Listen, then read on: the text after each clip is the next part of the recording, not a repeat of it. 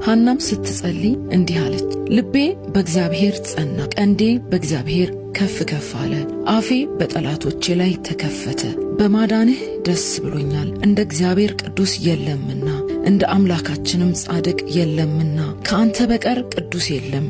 አትታበዩ፣ በኩራትም አትናገሩ። እግዚአብሔር አዋቂ ነውና እግዚአብሔርም ሥራውን የሚመዝን ነውና። ከአፋችሁ የኩራት ነገር አይውጣ። የኃያላንን ቀስት ሰብሯል፣ ደካሞችን በኃይል ታጥቀዋል። ጠግበው የነበሩ እንጀራ አጡ፣ ተርበው የነበሩ ከራብ አርፈዋል። መካኒቱ 7 ወልዳለችና ብዙም የወለደች ደክማለች።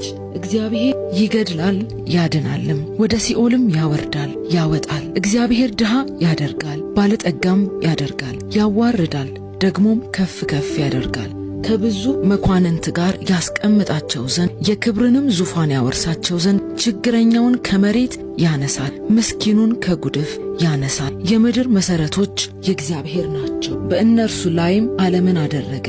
እርሱ የቅዱሳንን እግር ይጠብቃል። ኃጥአን ግን ዝም ብለው በጨለማ ይቀመጣሉ። ሰው በኃይሉ አይበረታምና ከእግዚአብሔር ጋር የሚጣሉ ይደቃሉ፣ በሰማይም ያንጎዳጉድባቸዋል። እግዚአብሔር እስከ ምድር ዳርቻ ይፈርዳል፣ ለንጉሥም ኃይል ይሰጣል፣ የመሲሁን ቀንድ ከፍ ከፍ ያደርጋል።